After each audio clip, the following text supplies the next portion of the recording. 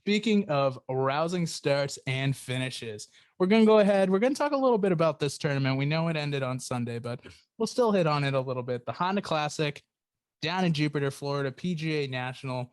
Matt Jones, the Aussie himself, able to take away the victory. And I got to tell you, this was really interesting to watch because it was almost a start to finish win. But Matt Jones goes out on that first day. It's a 9 under bogey free 61, looking beautiful.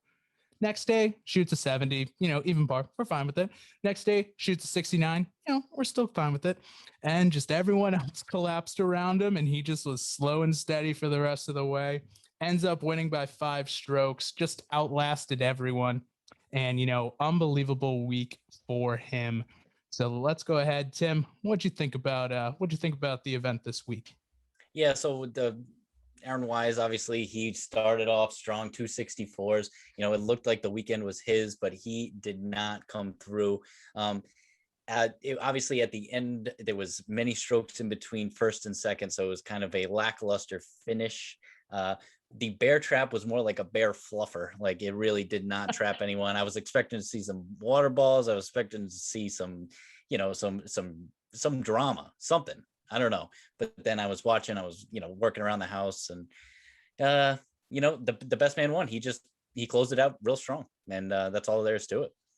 I would say the biggest issue with the bear trap was that Matt Jones was the only guy who didn't go in it. Like, everyone else was hitting balls left and right into there. There was over 270 water balls this week, but he was just not, he was just slow and steady, man. He was just going down. He's like, I'm going to hit this ball, put it right where I want it. Like, it was insane how well he played. No, he wasn't slow and steady. He was fast. That dude was quick. Did you see that? He reminded me of Brooks Koepka out there a little bit. Literally just step up and go. Oh my God. We got to take notes on that. Mikey, from now on, I'm making you play like Matt Jones out there. You get to your ball, you take one practice swing, and you hit it. Like, it was 15 seconds between, like, the other dudes hitting shots and him hitting a shot. Like, it was insane. Absolutely insane. It's good to see him get that win for sure. He's got to now have an extra jump in his step, and he's got to be, this early in the year, I know he's not young, so he hasn't won a bunch. So winning by that many strokes too, that's impressive. So good for Matt. And hey, I don't know. I think he'll hang tight, but I want to hear that name more. I want to hear that name more. I haven't heard it enough. No. Here's the thing too. Yeah, go ahead, Tim. Sorry about that. Didn't mean to interrupt you, bud. No. He has a couple Australian Open wins, and he won in the US of A, finally, and we'll definitely see him at Augusta. One name we won't be seeing is Ricky Fowler, but that's for another time. Hey, congratulations on the win, and he won the Bears tournament, and he conquered the bear trap. That's all it is, What does Ricky have to do to get it? He has to win the Texas Open, right? Like, that's what it is now. Like, he has to win that event. He's got to win. I think because he won't be able to be in the top 10 because it's not. Yeah. I wish I had pulled that up, but I think he legitimately has to win. Me too. Oh my God. Crazy. Let me look up his field. But yeah, hopefully Ricky can get in there. Did you see Nick Faldo? Yeah. Nick Faldo roasted him. Oh, I want to see Ricky. I want to see Ricky have a little bit of that, like, comeback. Like, I don't know, just come back at Nick Faldo a little harder. I don't know. He takes it, which is respectable there. But he takes it, and he's not a character really in the media. He's more just pretty monotone, mellow, low key. But I'm gotta root for him to win the Texas Open. You root for a guy like that. Ricky's a likable guy, and you want to see him in the Masters. Yeah. For those of you who don't know what happened and what we're talking about, Nick Faldo tweeted once Ricky Fowler did not qualify, once he was cut. Nick Faldo tweeted that while Ricky won't be at the Masters, he'll have plenty of time to make more commercials for Puma. So that's what we're talking about. Is he wrong though? I mean, literally every time I turn on the golf tournament, it's either a Grant Thornton commercial or one of the new Puma commercials with him in it. Like, he is crushing the golf ads. Good like, for him. Good for it's him. A lot. He makes a lot of money. Yeah. He's a likable guy. The kids love him. Nick Faldo doesn't need to come. Nick Faldo doesn't need to come at him like that. I mean, yeah, Nick has the right. He's more established, well more established than Ricky. I mean, get out of here. But what are you trying to do with that comment? Stir the pot? Like, what are you trying to get out of that comment? I mean, he's exactly wants to stir the pot. Let the guy live his life. Let the guy live his life, and it's too bad. But I'm sticking to my USA guy, Ricky. There, Nick Faldo across the pond. See you later.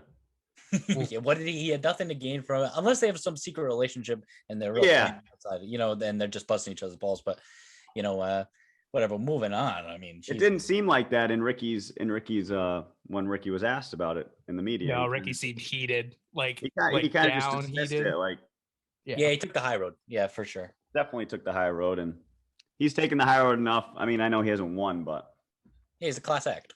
That's for sure. Yeah. He's a good guy. I mean, it was great for him to make the cut this week. So it was great that he got to play on Saturday and Sunday for this week. But yeah, that was definitely a little rough for our boy Rick, or as I like to call him, BDR.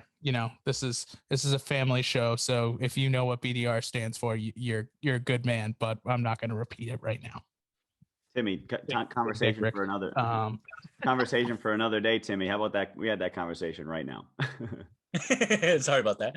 No, I love it. Wherever the show takes us, right? I love it. Oh, I don't care at all. But it was a great weekend. It was kind of nice to see on Sunday that like everyone is struggling. Like, I don't know about you guys, but I like it when the golf course is actually kind of hard, and like when guys are struggling, especially on a Sunday.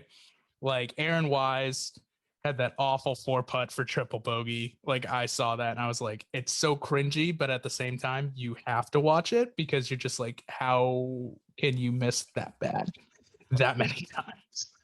I've said I've never done that before. Boy, have I. Oh, the amount of 4-putts I've had is brutal. He went in. He had a 3 over 73 on the last day. That was kind of rough for him. JB Holmes, last group. JB Holmes, again, shit in the bed, the last group. He shot a 9 over 79 for the day. And that wasn't even the worst part. The worst part about watching JB Holmes right now is he is so slow on the course. Like, he makes Bryson look like a hare, and JB Holmes is the tortoise just kind of chilling in the back. Like, he was, and you saw Matt Jones, who he was playing with, was fast, was a very fast. Like, I am shocked that Matt Jones got into that good of a groove because JB Holmes was playing so slow that I could not do that. It was absolutely insane how slow he was playing, and the fact that Matt Jones was able to keep it in play and keep it in gear. It's pretty impressive. Yeah, was he trying to ice him like the fourth quarter, or the NFL coach, trying to call timeout right before the kickoff? I don't know. It was someone paying him to ice him. I don't know. I was thinking, like, again, a 79 to JB is what, like a 93 for us on a difficult course. It's like a 107 for us. So like it is. So like if you add, I mean, if you go from like a 90 to 100, like it's hard to play fast when you suck. Like that, he's like extra sucking, and he's trying to keep up. It's hard, I'm sure. Yeah, I just think, I mean, you saw him too. Like, he'd be over there. He'd be taking like 4 or 5 practice swings, bouncing off, like looking again, taking another practice swing. There was one time when it was not on the 4-putt, but it was on one of the holes where Aaron Wise just like was not putting well. CT Pan, like, I think had a bogey on that hole. And so they were on the green for like 10 or 15 minutes, and Matt Jones and JB Holmes were just in the fairway. They're just chilling, having a good time. Well, JB Holmes not having a good time because he was like 6 or 7 over at that. But literally I think it was Ian Baker Finch, like, made a comment being like, I cannot believe this, but JB Holmes still has not selected a club, even though they've been standing in the fairway for 15 minutes. And everyone was just like, this is why no one wants to play with JB Holmes, because he is so slow And I get that he's calculated, and I get he likes to do that. We see it with Bryson all the time.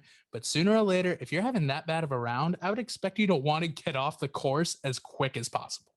And he just did not. He wanted to stay on there forever. I know I do. I know I would. I want to get to the nearest bar possible when I play that bad. If I was a pro player and I shot 79, I'd be like, yes, all the beers, every beer that you have in this establishment, I want now immediately. Oh yeah. So besides that, we had a couple other good rounds. Brandon Hagee is a nice little 30th birthday present, shot a 4 under 66, finished in second place. Pretty good day for him. I know he was kind of close to the top for most of the week anyway, so it's great for him to take home 763K and be able to kind of move into that for this week. I think he's playing at Corrales because he's not at the Dell match play. Maybe he's taking the week off. But great for him to be able to have that second place under him and get some of those FedEx Cup points too. Just rounding out the top 5 real quick. We had 4 people tied at 3 at we had 4 people tied at third place with Russell Henley, Brendan Steele, Chase Cipher, and CT Pan. All kind of names that were a little bit like CT Pan was around for most of it, but Brendan Steele, Russell Henley, Chase Cipher, they were all mid-morning guys. So they just had really good rounds and were able to get in the top 5 while everyone else was just falling back like crazy. So great for them. And unfortunately, now we must discuss the saddest part of the weekend, which was the finest aged whiskey in all of golf, Lee Westwood, not just missing the cut by about $1 billion. So he started off, I believe the cut ended up being 1 over par. So he was right at like 1 over par going into Friday morning. And boy, oh boy, did he just have a bad day. 7 over par. There was one point where he just putted it up a hill 3 times. Just kept, one time down, putted it again, second time, coming back down, third time, hit the shit out of it. Just went, 20 feet behind the hole. So unfortunate weekend for him. But I got a little conspiracy theory onto why he didn't play that well this week. Ooh, we got a conspiracy theory. Come on. We do have a conspiracy theory. So I don't know if you guys noticed, but the 2 events prior where he finished second place and second place, who was his caddy? That would be his fiance. His girlfriend / fiance / partner / whatever it is. I don't totally know what it was. So I don't know what to call her. But Helen was on the bag for him. Who was on the bag for him this week? That would be his spawn. That would be correct. His son was on the bag for him this week. So you know what? He said that his son was not only going to be on the bag for him this week, but I believe he's also been on the bag for him during the Dell match play that's been going on. And I think he confirmed that he's going to be on his bag for the Masters. Lee, you better call up Helen right now and be like, get your butt back to the US of A. Get ready because you're going to be lifting this bag all throughout Augusta so I can actually win a major. Because that will happen if Helen comes back. And I need Helen on Lee Westwood's bag for the Masters. Not dealing with his son anymore. It's not working out. Lee, get your wonderful girlfriend / fiance / whatever, Helen, back on that bag. I mean, it just proves what we were saying earlier, though, that he doesn't care who's on the bag. He's just out there having fun. And it really doesn't matter. He whether it's his wife, whether it's his son, whether it's his dog, who cares? He's just out there and he is playing golf. And I just love that he's still going to be at the Masters. Let me ask you a question. Are you two still on the Lee Westicle train? Yes. Yep. Oh, 100%. All aboard. Aboard Lee Westwood, the tank engine, baby. This is all we need. We got Thomas. We got Lee. We got Toby, the little steam engine back there. We got all the tank engines, baby. We are going all aboard. Choo, choo. Yeah, he really doesn't care who's on the bag, Tim. I mean, he's played enough good golf lately to really kind of use this as a throwaway. I mean, he probably had a bad day. He had his son on the bag. again, like we're saying, he probably didn't really care too much if he made the cut. He's played such great golf as of late. He's a fine aged whiskey, and he really knows how to put some good holes together. Now, can he make those crunch putts in major events? No, he can't, because he hasn't shown it, and we're rooting for him to get there. But I'm still on the let's throw some money down on Lee for the Masters, because I'm sure the payout would be nice. Actually, yeah, the payout would probably be glorious. Although I don't know, because he finished in second place 2 times in a row, maybe it wouldn't be as bad. But it was a great week at the Honda Classic. Unfortunately, not for Lee Westwood, but everyone else seemed to have a pretty good week. Brandon, what was that? You go, Mr. Hagee there, Brandon Hagee. I know. Birthday present. I mean, that's not bad. 4 under on Sunday to finish second. Second place, walk away with $763,000. I'll take that for a birthday present. I would absolutely take $763,000 for a birthday present. Even if anyone wants to. Yeah, even October if 11th. Even if it's the second. Oh yeah, just a little walking around money. Did you guys know? Did you guys know that the Honda Classic is the longest standing tournament sponsor in the PGA Tour? When you think about it. I was looking that up. Like, yes, like obviously there was like, it used to be, it was like, it's the Dell Technologies Championship this week, but it's also at TPC Boston back then. It used to be the Deutsche Bank. Obviously they moved on to that. But I guess the Honda Classic's the longest one running. Just an interesting fact. I just thought it was cool. Wouldn't have guessed. That's crazy. Like, I don't even think, because we were talking about it even like off air, like me and Tim just being like how, it's at PGA National, it's in Jupiter, and the fact that like not a lot of the big guys, especially the big guys who live in Jupiter, like didn't play that week. So it's just a little weird just kind of seeing it, like how I don't think the tournament's fallen off, but I do think that unfortunately it's just with everything going on right now, like it being played right before the Dell match play and right after the Players Championship, like most of the guys are going to take that week off. Yeah. So we got to see some great play, though. I was really happy to see Matt Jones play well. And also what I was really happy, or not too happy, but it was kind of cool to see, the amount of balls that went into the water. I know we talked about it earlier. Oh, my goodness gracious.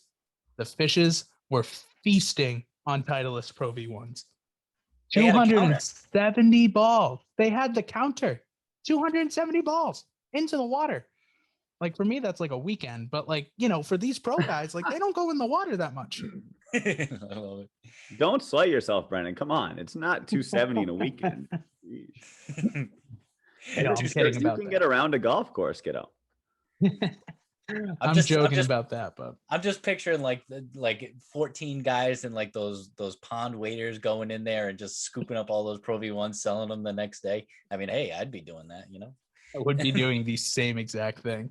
Just going in. This one's got a scuff on it. Who cares? Refurbished Titleist Pro V1s. I'll take them anytime. That's what they make Kirkland's into. So just wait. Is it really? No. There was a whole like story back in the day that Kirkland's were just refurbished Pro V1s, but it came out to be false. So Kirkland also, Costco like kind of let them like play along with that. So then Titleist got like mad and I think sued him.